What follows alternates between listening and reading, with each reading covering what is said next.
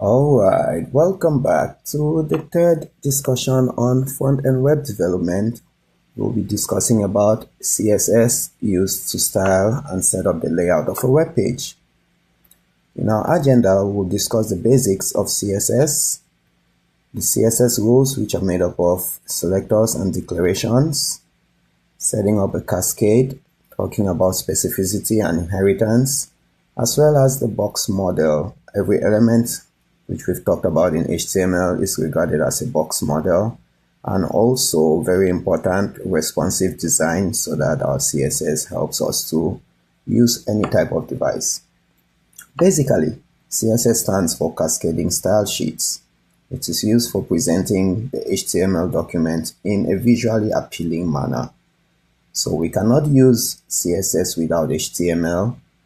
We need the HTML structure to be set up first, and then CSS will focus on the rules that style these elements, either the layout, the colors, the fonts, or the responsiveness. So we get to separate the content from the design. To add CSS to an HTML document, you can easily do that by writing it in the attributes inline, which is used mostly for quick fixes, but it gets tedious if you have many of these in your document. Alternatively, you can go to the head element and add your style in there, or preferred method is to link CSS file to the head section of your document, and then you write the rules in a separate CSS file. That way everything is separated and you can work simply in the CSS file. CSS rules actually include selecting a particular element or set of elements and adding some style to it based on a particular property. You can either select an element or a class which has multiple elements, or an ID to be very particular. The declarations are then put within braces, curly braces, and they include the property and the particular value that you want to give for that property. CSS Cascade actually means we have these rules coming from multiple places. You could have it from the web browser, which has a particular set of rules. You could also have it from an internal or external style sheet that we created, or the person that's using our web page might also have their own separate style sheets that they have set up. But in order for us to get this to work seamlessly, we have some kinds of specificity. That means there's an order in which the rules are put in place. Some have higher orders while others have less importance.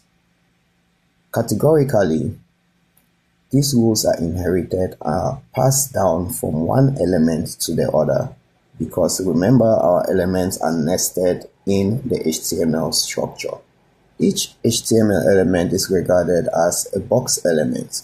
We can actually see this if we go to the DevTools on our web browser. The element actually has a content that is innermost. Around the content we have a border, and between the border and the content is a padding. Also between the border and the next element we have a margin. So setting this up will help us to build spacing and layout for the top, left, right, and bottom. For CSS responsiveness, we actually use media query to be able to adjust the web page to work with different device widths, be it a cell phone or a large monitor or a laptop or desktop. We can also add interactions to the web page by adding animations and transitions using keyframes.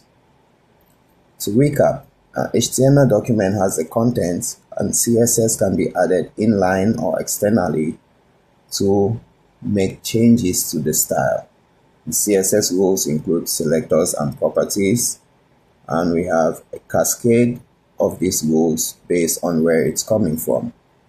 Our box model is representative of every single element, and we can build different outlooks or different results on different devices based on the media query that we use.